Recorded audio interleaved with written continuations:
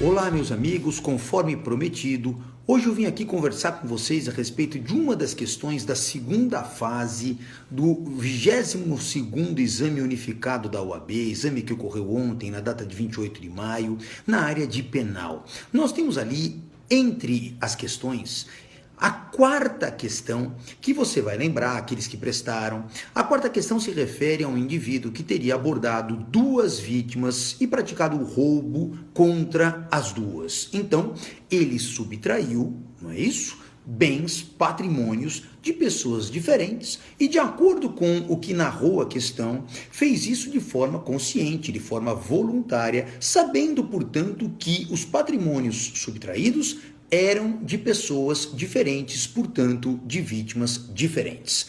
Ora, ele fez isso, vamos interpretar a conduta. Quando um agente, no mesmo contexto fático, aborda duas pessoas, na realidade ele está desenvolvendo uma ação. Essa única ação desdobrou-se para a prática de mais de um ilícito penal, no caso, 2 crimes de roubo. Ok? Bom, aí então vem o contexto da questão apresentada, dizendo que o juiz, ao fixar a sentença, o juiz aplicou a regra do artigo 69 do Código Penal. Só para que a gente possa lembrar, o artigo 69 é aquele que trata do concurso material de crimes, ou seja, é aquele através do qual o indivíduo, mediante duas ou mais ações, pratica 2 ou mais crimes. Evidente aí o erro do magistrado no que se refere à aplicação do artigo 69, porque, como vimos, se foi uma única ação, então não poderia jamais pensar num concurso material de crimes que tem como premissa básica a existência de duas ou mais por parte do agente criminoso. Bom, superada essa hipótese, então surge o momento em que a questão coloca na sua letra B, a questão 4, letra B, ela coloca exatamente da seguinte forma, e eu tenho aqui para a gente poder comentar juntos sem ter nenhum problema de interpretação.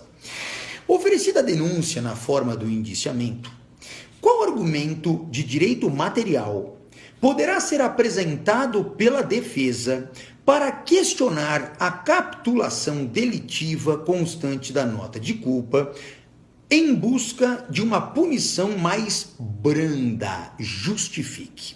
Veja, então o examinador pretendia obter do candidato alguma alternativa de direito material que pudesse punir o indivíduo, o seu cliente, de uma forma mais branda. Aí, claro, surge a questão respondida naquele espelho que a OAB divulga, onde a OAB vem e diz o seguinte, está aqui a resposta, eu vou me ater só à parte final dela, né, que é o que nos interessa no momento. Ela diz assim: todavia, com uma só ação, mediante uma ameaça, foram subtraídos bens de 2 patrimônios diferentes. Até aí, nós concordamos. Assim, deverá ser reconhecido o concurso formal de delitos. Ok, até aí também. Aplicando-se a regra da exasperação da pena e não o concurso material com aplicação do cúmulo material de sanções. Bom, aplicando-se a regra da exasperação da pena. Para isso, a gente precisa naturalmente lembrar daquelas regrinhas do artigo 70 do Código Penal que trata do concurso formal. Na primeira parte do artigo 70, do caput do artigo 70, nós temos aquilo que chamamos de um concurso formal próprio. Na segunda parte do mesmo caput do artigo 70, surge a figura do concurso formal impróprio. O que diferencia um do outro? No concurso formal próprio é aquele em que o indivíduo, de fato, através de uma ação, produz 2 ou mais resultados criminosos. O concurso formal impróprio, ele também corresponde a uma ação, produção de 2 ou mais resultados criminosos da mesma forma. Aí você pode perguntar, poxa, mas então onde está a diferença? A diferença está no seguinte: Diz o próprio artigo 70, quando esses resultados decorriam de desígnios autônomos por parte do agente, ou seja, o agente desejava de fato praticar aquelas duas ou mais condutas criminosas, o que não acontece na regra do concurso formal próprio, as penas são aplicadas observando-se as regras do concurso material. Então veja, se nós formos analisar tecnicamente essa situação, nós estaríamos diante de quê? De uma evidente situação de concurso formal impróprio, em razão de que, repito, o agente tinha conhecimento de que estava subtraindo patrimônios de pessoas diferentes, portanto, patrimônios diversos. Ora, a partir desse momento, o resultado da conduta foi desejado por ele. Então, a regra a se punir, até sob pena de se contemplar uma impunidade, é de que maneira? Somando a pena dos dois delitos, assim como acontece no concurso material. Aí a pergunta vem, olha, qual seria a estratégia de você, eventualmente como advogado, para impor a esse agente uma regra mais branda?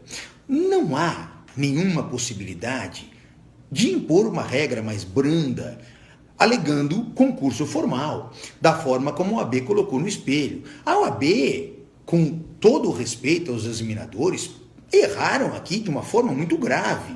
E erraram por quê? Ela não pode entender que se trata de uma regra aplicativa de um concurso formal próprio, onde você vai pegar a pena de um dos delitos, porque nós temos aí delitos idênticos, e vai aplicar uma causa de aumento de pena, como ela sugere no gabarito. Isso seria se a hipótese retratasse uma situação típica de concurso formal próprio, o que não é o caso. Nessa hipótese, seria um concurso formal impróprio, teria que somar as penas, o que daria o mesmo resultado prático do concurso material aplicado pelo juiz. Aí pode-se pensar, não, mas é que na realidade o que a OAB pretendia é que você tentasse justificar alguma coisa para tentar melhorar um pouco a situação do indivíduo. Olha, com todo respeito, a OAB não pode partir do princípio que o examinando ele tem que pecar tecnicamente para poder tentar justificar algum tipo de resposta.